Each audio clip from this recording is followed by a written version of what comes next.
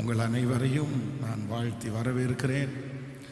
இந்த ஜெபத்தை எவ்வளவு தடைகள் வந்தாலும் நம்ம அதை முழு இருதயத்தோடு நீங்கள் எல்லாரும் கொஞ்சம் அதற்காக ஒரு நல்ல கமிட்மெண்ட் பண்ணி அதை 21 நாட்களும் செய்யும்போது நிச்சயமாகவே ஆண்டவர் அதற்கான பெரிய பலனை ஆண்டவர் நமக்கு தருவார். ஆமேன். ஸோ ஒரு தேவனுடைய பிள்ளையினுடைய வாழ்க்கையில் ரொம்ப அவசியமானது என்ன அப்படின்னா, மனுஷனுக்கு முன்னாடி நீங்கள் உதவிக்காகவோ இல்லை அப்படின்னு சொன்னால், இல்லை ஏதோ ஒரு காரியத்திற்காக மனுஷனுக்கு முன்னாடி போய் நிற்கிறத நீங்கள் வெட்கமாக நினைக்கணும். அந்த எண்ணம் உங்கள் எல்லாருக்கும் வேணும். மனுஷனுக்கு முன்னாடி போய் அவ்வளவு சீக்கிரமாக நீங்கள் நின்றக்கூடாது. மனுஷனுக்கு முன்னாடி அவ்வளவு சீக்கிரமாக போய் கை நீட்டிடக்கூடாது. சிலரை அப்படி ஒரு சிலர் அப்படி பழகியே இருக்காங்க. அவங்களுக்கு அப்படி ஒரு பழக்கம் ஆகி போச்சு. அப்படின்னா என்னன்னாலும் மனுஷனுக்கு முன்னாடி போய் நின்றுவாங்க. சார் ஒரு 50,000 ரூபா கிடைக்குமா, ஒரு 10,000 ரூபா தருவீங்களா, இந்த பிரச்சனை இருக்கு, நீங்க கொஞ்சம் சரி பண்ண முடியுமா? ஒன்று நினைத்து கொள்ளுங்கள், தேவனுக்கு முன்னாடி நிற்கிற ஒரு மனுஷனுக்கு முன்னாடி நிற்கிறதற்கு ரொம்ப சங்கோச்சப்படலாம். கண்டிப்பா அவ்வளவு சீக்கிரமா கர்த்தருக்கு முன்னாடி நிற்கிற ஒரு மனுஷனுக்கு முன்னாடி நிற்கிறதுக்கு வெட்கப்படுவாங்க. அவங்க போய் நிற்க மாட்டாங்க. ஆனா சிலருடைய கேரக்டரே என்ன அப்படின்னு சொன்னா, எல்லாவற்றுக்கும் மனுஷனுக்கு முன்னாடி நிற்கிறதே ஒரு பழக்கமாகி போச்சு. உலகத்தில் இருக்கிற மனுஷன் பார்த்தீங்க அப்படின்னா, அரசியல்வாதிகளுக்கு முன்னாடி போய் நிற்கலாம், இல்லை அவங்க சொந்தக்காரங்களுக்கு முன்னாடி போய் நிற்கலாம். இன்னொருத்தர்கிட்ட கை நீட்டுறதை நீங்கள் சந்தோஷமாக நினச்சிடக்கூடாது, நீங்கள் வெட்கமாக நினைக்கணும். ஆண்டவர் சொல்றாரு, அன்பு கூறுகிற கடனே அல்லாமல் வேறு ஒன்றிலையும் நம்ம என்ன பண்ணக்கூடாதாமா, கடன் படவே கூடாது. நீங்கள் எவ்வளவு முடியாமல் இருந்தாலும், எத்தனை சோதனைகள் இருந்தாலுமே முடிஞ்ச வரைக்கும் 90%, ஏதோ ஒரு 10% இன்னொருத்தர்கிட்ட ஹெல்ப் கேட்கணும் அப்படின்ற ஒரு சூழ்நிலைக்கு தள்ளப்பட்டேன், வேற வழியே இல்லை அப்படின்றதுக்கு ஒரு 10% ஒரு எக்ஸ்கியூஸ் கொடுக்கலாம். ஏன்னா திருப்பி நீங்கள் செலுத்துவீங்க, அந்த சூழ்நிலை உங்களுக்கு இருக்கலாம். ஆனால் மோஸ்ட்லி உங்கள் வாழ்க்கையில் இன்னைக்கு ஒரு தீர்மானம் எடுங்க, நான் ஆண்டவருக்கு முன்னாடி தான் நிற்பனே தவிர மனுஷனுக்கு முன்னாடி நிற்க மாட்டேன் அப்படின்னு ஒரு தீர்மானத்தோட போங்க. நான் வாக்கு கொடுக்கிறேன், கர்த்தருடைய வார்த்தை சொல்லுது, ஆண்டவர் கண்டிப்பா அப்படி தீர்மானம் எடுக்கிறவங்க மனுஷன் முன்னாடி கர்த்தர் உங்களை நிக்க வைக்கவே மாட்டாரு. ஆனா அது ஆரம்பத்தில் பழகும் போது கடினமாக தான் இருக்கும். ஏன்னா இதுவரைக்கும் மனுஷனை சார்ந்து மனுஷனிடத்துல வாங்கி வாங்கி வாங்கி நம்ம பழகிறதுனால, எல்லா உதவிக்கும் மனுஷனிடத்துல போய் நிற்கிறதுனால நமக்கு ஃபர்ஸ்ட் ஆரம்பத்தில் அது ரொம்ப கடினமாக இருக்கும். ஆனால் இந்த ஜெபத்திற்கு பிறகு ஒரு தீர்மானமே எடுங்க, ஆண்டவரே இனி எதுனாலும் நான் உங்களுக்கு தான் முன்னாடி நிற்பேன், நான் மனுஷனிடத்துல கையேந்த மாட்டேன். நீங்க அப்படி தீர்மானம் எடுங்க, ஆண்டவர் நடத்துகிற வழி உங்களுக்கு ஆச்சரியமா இருக்கும். நான் எனக்கு வாழ்க்கையில் ஒரு சாட்சியை மறக்கவே முடியாது. பைபிள் காலேஜில் 3rd இயர் படித்து முடிக்கும் போது அந்த கிராஜுவேஷன் சர்வீஸ் வருது. அப்படின்னா பட்டமளிப்பு விழா. அப்போது எங்களுடைய பட்டமளிப்பு விழா ரொம்ப ஸ்பெஷலாக நடக்குது. எங்களுடைய முன்னாடி இருந்த செட்டில் உள்ளவங்களுக்கு எல்லாருக்கும் பட்டமளிப்பு விழா ரொம்ப சிம்பிளாக நடந்துருச்சு. அப்படின்னா இந்த மாதிரி ஒரு white colour pant, white colour சட்டை, அவ்வளோ மட்டும்தான் போடணும், ஷூ போடக்கூடாது, இன் பண்ணக்கூடாது, டை கட்டக்கூடாது, அப்படியே ஜென்ரலாக போயிட்டு அந்த கிராஜுவேஷனை வாங்கிட்டு வரணும். ஆனால் எங்களுடைய அந்த கிராஜுவேஷனுக்கு ஒரு நல்ல ரூல்ஸ் கொண்டு வந்தாங்க. டை கட்டிக்கலாம், பெல்ட் கட்டிக்கலாம், ஷூ போட்டுக்கலாம். உடனே எங்களுடைய காலேஜ் ஸ்டூடெண்ட் எல்லாம் அப்படியே குதிக்கிறானுவா, டே நம்மெல்லாம் பெரிய லக்கிடா, நமக்கு பாருங்க எவ்வளோ, அவங்களுக்கு ஆசையாக இருக்கும்ல அந்த வயசில், அவ்வளோ சந்தோஷப்படுறாங்க. ஆனால் எல்லாருக்குமே துணி வாங்கிட்டாங்க. ஒவ்வொருத்தனும் போட்டு பார்க்குறான், அந்த ஒயிட் கலர் பேண்ட் ஷர்ட்டை போட்டு பார்க்குறான். ஒருத்தன் கேட்குறான், நல்லா இருக்கா? எல்லாரும் பெல்ட்டை கட்டி பார்க்குறாங்க, டையை கட்டி பார்க்குறாங்க, இப்படி தான் டையை கட்டணுமா அப்படின்னு. நீங்கள் நம்ப மாட்டீங்க, எனக்கு ட்ரெஸ் வரவே இல்லை. இன்னும் 1 வாரம் தான் இருக்குது கிராஜுவேஷனுக்கு, ட்ரெஸ் இல்லை. எங்கள் பாஸ்டர் வந்தாதான் எனக்கு ட்ரெஸ்ஸு. அவர் கடையில் கூட்டிகிட்டு போய் வாங்கி தச்சு நான் கிராஜுவேஷனுக்கு போடணும். ஆனால் நான் அந்த டைமில் அதை ரொம்ப பெருசாலாம் எடுக்கல. சரி ஓகே, நமக்கு அந்த ட்ரெஸ் கிடைக்கலன்னு சொன்ன உடனே என்கிட்ட இருக்கிற ஏற்கனவே ஒரு ஒயிட் கலர் சட்டையை ரொம்ப அழகாக துவைச்சு நீட்டாக அயன் பண்ணி வச்சுட்டேன், ஒரு பேண்ட்டை அயன் பண்ணி வச்சுட்டேன், என்னுடைய ஸ்டூடெண்ட் ஒருத்தர்கிட்ட பெல்ட்டு கடனாக வாங்கி வச்சுட்டேன், ஊட்டிக்காரர் ஒருத்தர்கிட்ட டை கடனாக வாங்கி வச்சுட்டேன், ஷூ இன்னொருத்தர்கிட்ட வாங்கி வச்சுட்டேன். அந்த கிராஜுவேஷனுக்கு மட்டும் நான் போட்டுட்டு கொடுத்துட்றேன் அப்படின்னு. ஆனால் எல்லாரும் சொன்னாங்க, என்னை பார்த்து பரிதாபப்பட்டாங்க. சே என்னப்பா உனக்கு மட்டும். அப்போ ஒருத்தர் சொன்னார், நான் வேணா பணம் தர்றேன், நீ ஊருக்கு போனதுக்கு அப்புறம் அனுப்பு அப்படின்னு சொல்கிறாரு. நான் சொன்னேன், இல்லை கடன் எல்லாம் வேண்டாம், எனக்கு ஏற்கனவே பழசு போட்டால் கூட ஒன்றும் பெருசாக தெரியாது அப்படின்னு. இன்னும் 4 நாட்கள் தான் இருக்குது. 4 நாளைக்கு முன்னாடி எங்கள் பாஸ்டர் வராங்க. கண்டிப்பாக பாஸ்டர் இன்னும் கொண்டு போய் சட்டை பேண்ட்டு வாங்கி கொடுத்தாலும் நம்மளால் தச்சு போட முடியாது அப்படின்னு. ஆனால் பாஸ்டர் வந்த உடனே கூட்டு போகிறாரு, நீ வா அப்படின்னு. அன்னைக்கு இந்த சென்னை சில்க்ஸ் வந்து பிரம்மாண்டமான ஒரு கடை. அப்போ அதுக்குள்ளே கூட்டிகிட்டு போயிட்டு அந்த துணி கட் பண்ணி போடுறன்ட்ட சொன்னார். இருக்கிறதுலே இப்போ காஸ்ட்லியான துணி என்னன்னு கேட்டார். அப்போ வந்து அந்த ரேமண்ட்ஸ் அந்த துணி ரொம்ப காஸ்ட்லியாச்சு 2003. அப்போ சொன்னார், அவனுக்கு எவ்வளோ அளவு வேணுமோ பேண்ட்டும் சட்டையும் கட் பண்ணி போடுங்க அப்படின்னாரு. அப்போது அவ்வளோ காஸ்ட்லியான ட்ரெஸ் என் கையில் வச்சுருக்கிறோம். இப்போ யார் தச்சு கொடுப்பா, எப்படி நான் போட போகிறேன்? அந்த டெய்லர்கிட்ட போனால் அவர் சொல்கிறாரு, 3 நாளாக வேலை இல்லாமல் இருக்கேன், 4 அன்னைக்கு ஊருக்கு போகிறேன், அதுக்கு முன்னே உங்களுக்கு தச்சு கொடுக்குறேன் அப்படின்னு. அப்போது அந்த கிராஜுவேஷன் சர்வீஸுக்கு பார்த்தீங்க அப்படின்னா லாஸ்ட் நேரத்தில் ரொம்ப காஸ்ட்லியான ட்ரெஸ் போட்டது நான் தாங்க. அப்போ ஆண்டவருடைய பிள்ளையே, நீங்கள் ஒரு காலத்தில் என்ன பண்ணாதீங்கன்னா, கர்த்தர் உங்களுக்கு கொடுக்கறதுல வச்சு நீங்கள் சந்தோஷமா இருங்க, நீங்கள் அட்ஜஸ்ட் பண்ணிக்கிங்க, அதை ஆண்டவர் பார்க்குறாரு. ஆனால் இன்னொருத்தர்கிட்ட போய் சார்ந்து வாழ்கிறத வந்து நீங்கள் வந்து கவலையாக நினைங்க. ஒவ்வொரு அப்பா அம்மாவும் பிள்ளைகளுக்கு என்ன கற்றுக் கொடுக்கணும் அப்படின்னா, நீ யார் முன்னாடி நிற்க கூடாதுன்றதை நீங்கள் கற்றுக் கொடுங்க. ஏன் அப்படின்னா நம்முடைய ஆண்டவரும் நமக்கு கற்றுக் கொடுத்தது அப்படிதான். என்னை நோக்கி கூப்பிடு, அப்பொழுது நான் உனக்கு அறியாததும் உனக்கு எட்டாததுமான பெரிய காரியத்தை உனக்கு நான் செய்வேன். அவர் அப்படி ஒன்று நமக்கு தரல அப்படின்னு சொன்னா அது நமக்கு வேண்டான்னு அவர் நினைக்கிறாரு அப்படின்னு நம்ம நினைக்கணும். அது இல்லாம கூட நான் வாழ்வனே தவிர இன்னொருத்தர்கிட்ட நான் போய் அதை கடனை வாங்கி இல்லைன்னா கட்ட முடியாம திருப்பி அவங்க கையில நான் சிக்கிட்டு இருக்க மாட்டேன்னு எல்லாரும் முயற்சி எடுக்கணும். ஆமேன்னு சொல்லுங்க. நீங்க எனக்கு செய்வீங்க ஆண்டவரே, நீங்க எனக்கு செய்வீங்க. ஆனா நான் இன்னொருத்தருக்கு முன்னாடி நான் நிற்காதபடி என்னை கர்த்தர் பலப்படுத்தும். நான் இப்போ கூட அதான் ஜெபம் பண்ணிட்டு இருக்கிறேன். நம்முடைய திருச்சபைக்கு இன்னும் டிசம்பர் மாதத்துக்குள்ள ஒரு பெரிய தொகையை கட்டி அதை ஃபினிஷ் பண்ணியே ஆகணும். அவங்க ஃபாரின்ல இருக்கிற அவங்களுடைய ஓனர்ஸ் எல்லாம் டிக்கெட் போட்டு வர்றேன்னு சொல்லிட்டாங்க. நம்முடைய தேவை ரொம்ப பெருசா இருக்கு. ஆனா நான் இந்த 21 நாள் என்ன ஜெபம் பண்றேன்னா, ஆண்டவரே யாரு முன்னாடியும் போய் நிற்காம நீங்க எழுப்பி அதை கடனே இல்லாம எங்களுக்கு முடிச்சு கொடுங்க ஆண்டவரே. ஆனா நான் நம்புறேன் கர்த்தர் நமக்கு செய்வார். ஆண்டவரால செய்ய முடியாதது ஒண்ணுமே இல்லை. இப்போ எல்லாரும் கையை உயர்த்தி சொல்லுங்க. இதுக்கு முன்னாடி நிறைய மனுஷனுக்கு முன்னாடி போய் நின்ன ஆண்டவரே, இனி நான் ஒரு தீர்மானம் எடுக்கிறேன், எந்த மனுஷனுக்கு முன்னாடி போய் நிற்க மாட்டேன். சொல்லுங்க, அந்த தீர்மானத்தை கர்த்தர் அங்கீகரிப்பாராக. ஹல்லேலூயா. ஆண்டவரே, எந்த மனுஷனுக்கு முன்னாடி நான் போய் நிற்க மாட்டேன். நான் வேலைக்காரனுடைய கண்கள் தங்கள் எஜமானின் கையை நோக்கி இருக்குமாறு போல, வேலைக்காரியினுடைய கண்கள் தங்கள் எஜமாட்டியின் கையை நோக்கி இருக்குமாறு போல எங்களுக்கு இரக்கம் செய்யும் வரை நாங்க உங்களை மட்டும்தான் நோக்கி பார்ப்போம், உங்க முகத்தை தான் நோக்கி பார்ப்போம்.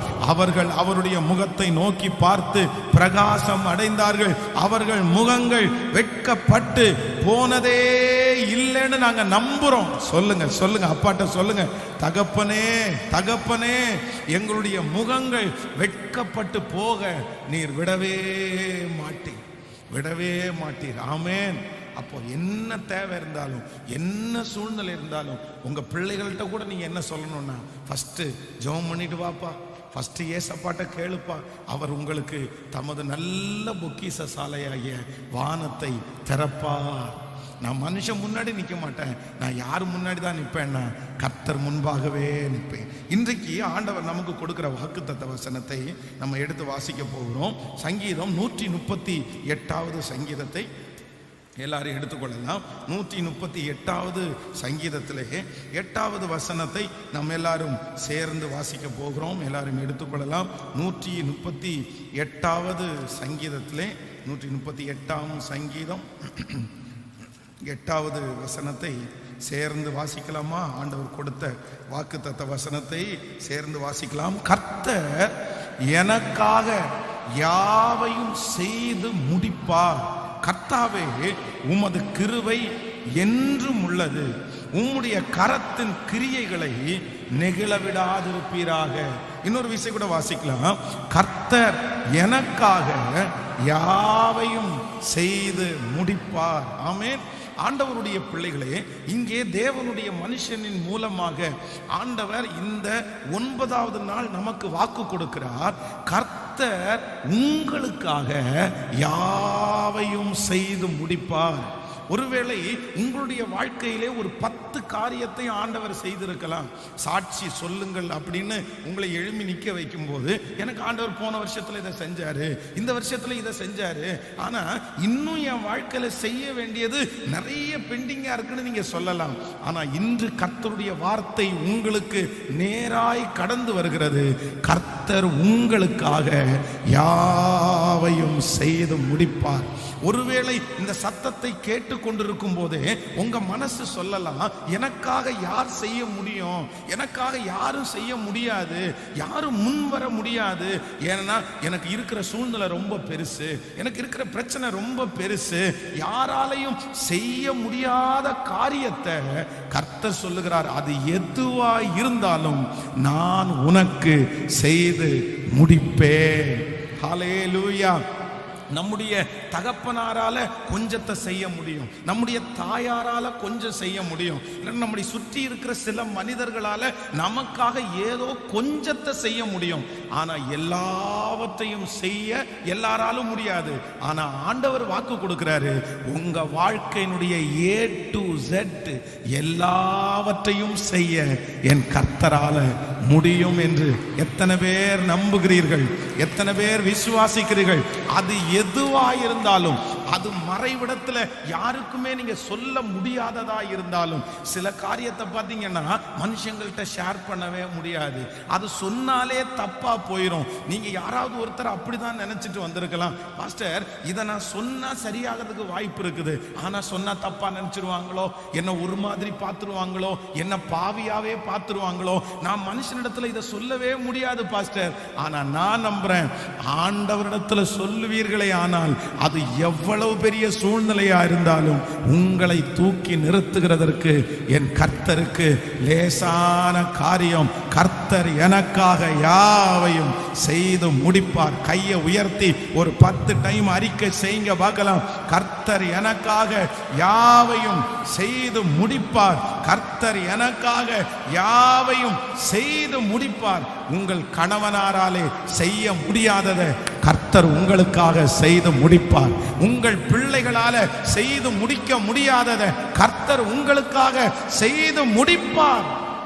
கர்த்தர் எனக்காக யாவையும் செய்து முடிப்பார். ஆமென் சொல்லுவோம்.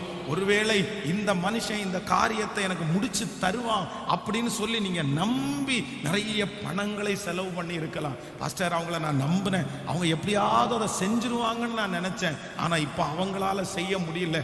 அப்போ சிலர் சில பிரச்சனைகளை சில வக்கீலிடத்துல சில போலீஸ் ஸ்டேஷன்ல எடுத்துட்டு போய் எப்படியாவது அவங்க செய்யணும் அப்படின்னு நினைக்கிறாங்க. ஆனா திரும்பி வரும்போது பாத்தீங்கன்னா வெட்கத்தோட திரும்பி வர்றாங்க. அவங்க செய்யறேன் செய்யறேன் செய்யறேன் அப்படின்னு சொல்லிட்டு ரொம்ப தள்ளி போட்டு ஏமாத்திடுறாங்க. சில நேரத்துல செய்யவே முடியாதுன்னு சொல்லி இருக்காங்க. ஒருவேளை இந்த ஜபத்தில் இருக்கிறவங்க யாராவது ஒருத்தர் அந்த பாதையில நீங்க கடந்து வந்திருக்கலாம். நான் ஒரு வக்கீலை நம்பினேன் பாஸ்டர், நான் ஒரு போலீஸ்காரனை நம்பினேன் பாஸ்டர், நான் ஒரு அரசியல்வாதியை நம்பினேன், நான் ஒரு சொந்தக்காரனை நம்பினேன், அவங்க எனக்காக செய்யலாம் செய்யலான்ட்டு இத்தனை நாட்கள் ஆயிடுச்சு, அவங்களால ஒண்ணுமே பண்ண முடியல. ஆனா கர்த்தர் வாக்கு கொடுக்கிறார், எல்லா வக்கீலை விட பெரியவர் அவர், எல்லா அரசியல்வாதியை காட்டிலும் பெரியவர் அவர், நீங்க நம்பினவர்களை காட்டிலும் பெரியவர் அவர். அவர் வாக்கு கொடுக்கிறார், யாருமே உனக்கு செய்ய முடியாத அந்த காரியத்தை நான் உனக்காக இந்த ஜபத்தை முடிக்கும் போது அந்த அற்புதம் நடக்கும்னு நான் விசுவாசிக்கிறேன். நீங்க சாட்சி சொல்லுவீங்க. இந்த சங்கீதக்காரன் சொன்னது போல கர்த்தர் எனக்காக யாவையும் செய்து முடித்தார் என்று நீங்க அறிக்கை செய்வீர்கள். ஆமென். ஹல்லேலூயா. ஒரு தேவனுடைய பிள்ளையினுடைய ஜெபம் இப்படிதான் இருக்கணும். நீங்க இந்த அனுபவத்தை கடந்து வந்த நீங்க பரிசுத்தவான்களை நீங்கள் வாசிப்பீர்களே ஆனால், நீங்கள் யோபுவின் புஸ்தகம் 17ஆம் அதிகாரத்தை எடுங்கள். 17ஆம் அதிகாரத்தில் 3வது வசனத்தை வாசிக்கும் போது, தேவரீர் என் காரியத்தை மேல் போட்டுக்கொண்டு எனக்காக பிணைக்கப்படுவீராக.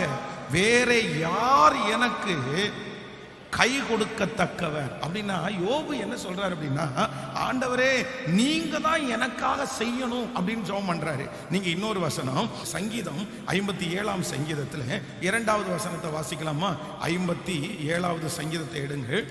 57ஆம் சங்கீதத்தினுடைய 2வது வசனத்தை நம்ம வாசிக்கும் போது 57வது சங்கீதத்தின் 2வது வசனம், எனக்காக யாவையும் செய்து முடிக்க போகிற தேவனாகிய உன்னதமான தேவனை நோக்கி கூப்பிடுவேன். நீங்கள் 69ஆம் சங்கீதம் 20வது வசனத்தை வாசிப்பீர்களே ஆனாலும் பரிசுத்தவான்களுடைய ஜெபம் என்ன அப்படின்னா, எனக்காக யாவையும் செய்து முடிக்க போகிற உன்னதமான தேவனை நோக்கி கூப்பிடுவேன்.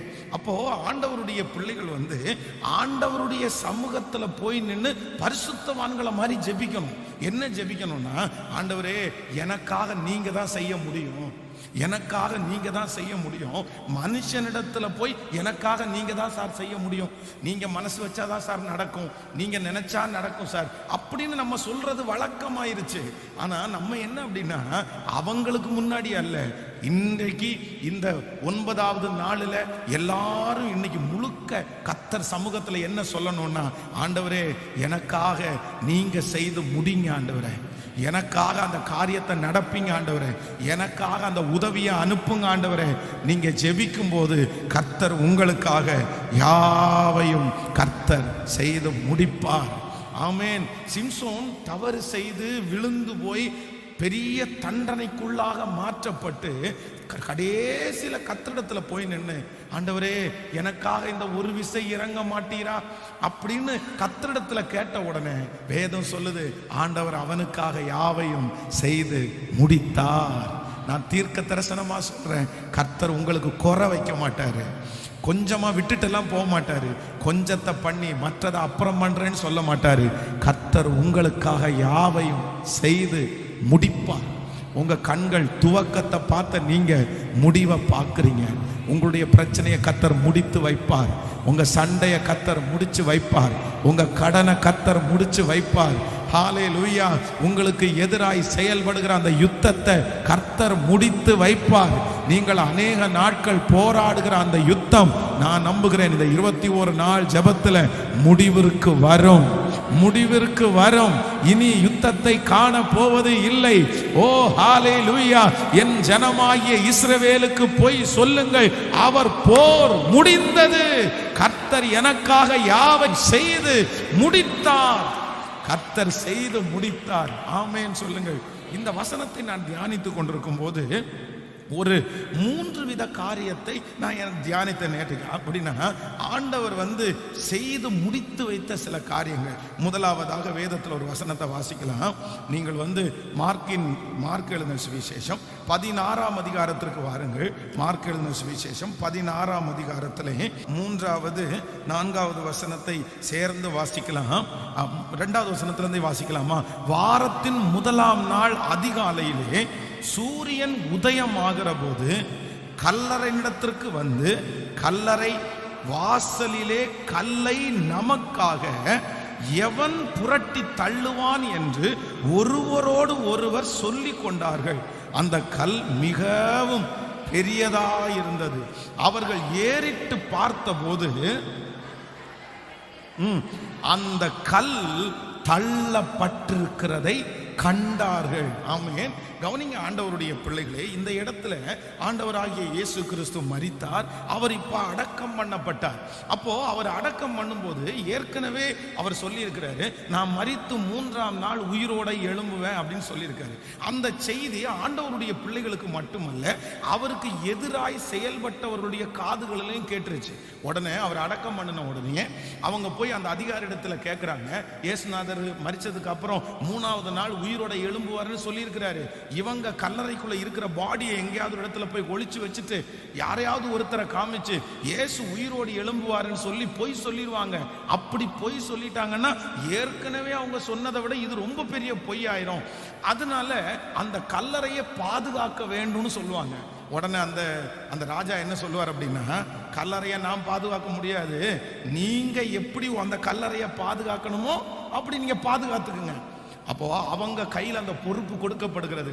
உடனே ஒரு பெரிய கல்லை புரட்டி வைத்து அதுக்கு மேல சங்கிலினாலையும் பூட்டுனாலையும் கட்டி 2 பேரை வாட்ச்மேன்களை மாதிரி நிக்க வச்சு அந்த கல்லறையை அவ்வளவு பத்திரப்படுத்தினாங்க. இப்போ எப்படியாவது இயேசுனுடைய சரீரத்தை பார்க்கணும் அப்படின்னு சொல்லி இந்த தேவனுடைய பிள்ளைகளுக்கு, அந்த ஸ்திரீகளுக்கு ரொம்ப ஆசையா இருக்குது. அப்போ வழியில் அவங்க பேசிட்டு வர்றாங்க, நமக்காக யார் கல்லை புரட்டி தள்ளுவார்? நமக்காக யார் புரட்டி தள்ளுவார்? ஒரு ஜென்ஸ் கூட இல்லையே. ஏன்னா ஆண்கள் எல்லாருமே போய் ஒதுங்கிட்டாங்க. ஆண்கள் யாருமே உள்ள வரவே இல்லை. ஆண்டவராகிய இயேசு கிறிஸ்து சிலுவையில் அறையப்பட்டு மரிச்சிட்டார்னு சொன்ன உடனே எல்லாரும் போய் வீட்டுக்குள்ள உடங்கிட்டாங்க. இப்போ இவங்களுக்கு ஆசை இருக்கு ஆண்டவரை பார்க்கணும்னு. ஆனா அந்த கல்லை புரட்டி தள்ளுவதற்கு கொஞ்சம் கூட அவங்கள்ட்ட பலன் இல்லை. அந்த சங்கிலி அவங்களால உடைக்க முடியாது. அங்க இருக்கிற வாட்ச்மேன்களை அவங்க எதிர்க்க முடியாது. அந்த கல்லை புரட்டி தள்ள முடியாது. வேதம் சொல்கிறது அந்த கல் மகா பெரிய கல்லா இருந்துச்சு. ஆனா கர்த்தருடைய வார்த்தை சொல்லுகிறது, இவங்க அந்த கல்லறைக்கு போகிறதற்கு முன்னாடியே அங்கே வைக்கப்பட்டிருந்த கல் இவர்களுக்காக புரட்டி போடப்பட்டு விட்டது. ஹல்லேலூயா. கர்த்தர் உங்களுக்காக செய்வார். ஆண்டவருடைய பிள்ளையே, இந்த சத்தத்தை கேட்கிற தேவ ஜனமே, ஆண்டவர் வாக்கு கொடுக்கிறார். ஒருவேளை உங்களுக்கு முன்பாக இருக்கிற அந்த சூழ்நிலை மகா பெரியதா இருக்கலாம். ஆண்டவருடைய அந்த சீடர்களை போல நீங்க கல்லறைக்கு முன்பாக நின்று, அந்த பிரச்சனைக்கு முன்பாக நின்று, இது இவ்வளவு பெருசா இருக்கு, இது பெரிய பூட்டு போட்டிருக்குதே, இதை உடைக்கத்தக்கவன் யார்? இதை தள்ளத்தக்கவன் யார்? இதிலிருந்து யார் என்னை விடுதலை ஆக்க முடியும்? ஆனா ஆண்டவர் வாக்கு கொடுக்கிறாரு, உனக்காக நான் தூதர்களை அனுப்பி உன் ஆசீர்வாதத்துக்கு விரோதமாய் இருக்கிற அந்த கல்லை புரட்டி தள்ளுவேன், புரட்டி தள்ளுவேன். கரங்கள் தட்டப்படும் போது அந்த கல் புரண்டோடுகிறது, அந்த சங்கிலிகள் அறுகிறது. உனக்கு விரோதமாய் கட்டப்பட்ட அந்த பூட்டுகளை கர்த்தர் திறக்கிறார். இதோ அந்த கல்லை புரட்டி தள்ளுகிறார். உள்ளே இருக்கிற ஆசீர்வாதத்தை நீங்கள் சுதந்தரித்து கொள்ள முடியும். ஆமென் சொல்லுவோம். ஆண்டவர் உங்களுக்காக செய்யணும்னு நினைச்சிட்டாருன்னா நான் நம்புறேன், எவ்வளோ பெரிய பூட்டையும் கர்த்தர் உங்களுக்காக உடைப்பார். விசுவாசிக்கிறீங்களா இல்லையா? கர்த்தரால உடைக்க முடியாத பூட்டு அப்படின்னு சொல்லி ஒண்ணுமே கிடையாது. கடந்த சில நாட்களுக்கு முன்பாக ஒரு தாயார் எனக்கு ரொம்ப அழகா அவங்க ஒரு சாட்சியை சொன்னாங்க. எனக்கு ரொம்ப ஆச்சரியமா இருந்துச்சு. பாஸ்டர், உங்கள் திருச்சபைக்காக ஏதாவது ஒரு சின்ன காணிக்கையாவது கொடுக்கணும்னு எனக்கு ஆசை இருக்குது. ஆனா என்னுடைய கணவனார் சுத்தமா ரட்சிக்கப்படாத மனுஷன். அவருக்கு அந்த மாதிரிலாம் சுத்தமா பிடிக்காது. ₹1 கூட கொடுக்கணும்னு நினைக்க மாட்டாரு. ஆனா எனக்கு ஆசையா இருக்கும், எப்படியாவது கொஞ்சமாவது உதவி செஞ்சா நல்லா இருக்குமே அப்படின்னு. திடீர்னு எங்க வீட்டில் உங்க ஜெபம் ஓடிட்டே இருந்து, அப்ப நீங்க ஓடிட்டே இருக்கும்போது லாஸ்டா ஒரு அனௌன்ஸ்மெண்ட் பண்ணீங்க.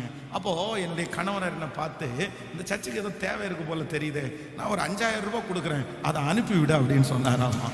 அப்போ அவர் சொன்னாரு, அவங்க சொன்னாங்க, பாஸ்டர், என் வாழ்க்கையில் த ஃபர்ஸ்ட் டைம் என்னுடைய கணவனாரோடு நான் டிராவல் பண்ணி 40 வருஷம் ஆகுது. எங்களுக்கு திருமணமாகி 40 வருஷத்துல நான் ஆண்டவரை ஆராதிப்பேன், தடை சொல்ல மாட்டாரு. நான் பைபிள் வாசிப்பேன், தடை சொல்ல மாட்டாரு. நான் சர்ச்சுக்கு போவேன், தடை சொல்ல மாட்டாரு. ஆனா அவர் சர்ச்சுக்கு வர மாட்டாரு. அவர் காணிக்கை மட்டும் கொடுக்கவே மாட்டாரு எப்பவுமே. 40 வருஷமா தரல. ஆனா ஆண்டவர் ஒரு 5000 உங்களுக்காக கொடுக்க சொல்லி அனுப்பி விட்டுருக்கிறோம், ரிசீவ் பண்ணுங்க நாங்க. அப்போ நான் என்ன நம்புறேன் அப்படின்னா, இது ஒரு சாதாரணமான, இதே போல உங்களுடைய வாழ்க்கையில எவ்வளவு அடைக்கப்பட்ட வாசலா இருந்தாலும் என் இயேசு உங்களுக்காக திறப்பார். ஆமேன். இன்று இந்த காலை வேளையில நீங்க நிறைய பேர் வருத்தத்தோட இந்த இடத்துல வந்திருக்கலாம், இந்த சத்தத்தை கேட்டுக்கொண்டிருக்கலாம். பாஸ்டர், என் பிரச்சனை சாதாரணமானதல்ல, பெரிய கல், பெரிய கல். நீங்க அந்த சிச்சுவேஷனை கொஞ்சம் நினைச்சு பாருங்களேன். ஆம்பளைங்க யாருமே அவங்க இல்லை, யாருமே இல்லை, எல்லாருமே ஓடி ஓடி ஒளிஞ்சிட்டாங்க. கல் ரொம்ப பெருசு. இவங்களுக்கு ஏசப்பா பார்க்கணும்னு ஆசை. அப்போ வழியில பேசிட்டே போறாங்க, யார் நமக்காக, யார் நமக்காக. அங்க இருக்கிற வாட்ச்மேன்கிட்ட கேட்க முடியுமா? அந்த வாட்ச்மேன் யார் அப்படின்னா அவங்க ஆள் தள்ளி விடுவானா? இல்லை இவங்களால தள்ள முடியுமா? பலனும் இல்லை, உதவியும் கேட்க முடியாது. நான் சொல்றேன், இந்த மரியாள் மார்த்தாளுடைய இதே சிச்சுவேஷன்ல இந்த சத்தத்தை யாரோ ஒருத்தர் கேட்டுக்கொண்டிருக்கலாம். உங்களுக்கும் தள்ளுறதுக்கு பலன் இல்லை, உங்களுக்காக தள்ளுறதுக்கும் யாருமே இல்லை.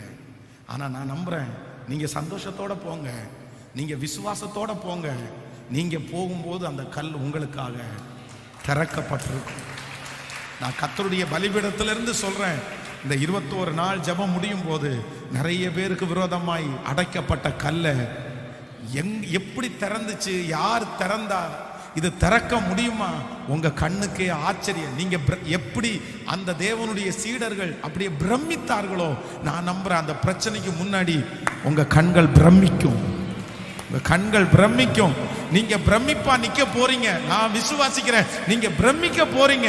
ஏனென்றால் தேவனாகிய கர்த்தர் தூதர்களை அனுப்பி அந்த கல்லை உங்களுக்காக புரட்டி போடுவார். ஹalleluya. கைகளை உயர்த்தி சொல்லுவோம், ஆண்டவரே நான் நம்புகிறேன் என்று சொல்லுங்க. சத்தமாய் சொல்லுங்கள், ஆண்டவரே நான் நம்புகிறேன், எனக்காக அந்த கல்லை நீர் புரட்டி போட்டு, எனக்காக அந்த கல்லை நீங்க புரட்டிடுவீங்கன்னு நான் நம்புறேன். சொல்லுங்க, அப்பா எனக்காக அந்த கல்லை நீங்க புரட்டிட்டீங்க. அது எவ்வளவு பெருசா இருந்தாலும் கர்த்தர் எனக்காக, சொல்லுங்க சொல்லுங்க, அறிக்கை செய்ய செய்ய அது நடக்கட்டும், அப்படியே நடக்கட்டும். ஓ ஹalleluya. யாராலும் நம்ப முடியாத காரியத்தை கர்த்தர் நமக்காக செய்கிறவர் அல்லவா? நன்றி ஆண்டவரே, நன்றி. எனக்காக யாவையும் செய்பவரே, செய்து முடிப்பவரே. சொல்லுங்க பார்க்கலாம், எனக்காக எனக்காக செய்பவரே. ஓ செய்து முடிப்பவரே. என் பாரங்கள் என் சுமைகள், என் பாரங்கள் என் சுமைகள் பாதத்தில் இறக்கி வைத்து, பாதத்தில் இறக்கி வைத்து. ஆமென் சொல்லுங்கள்.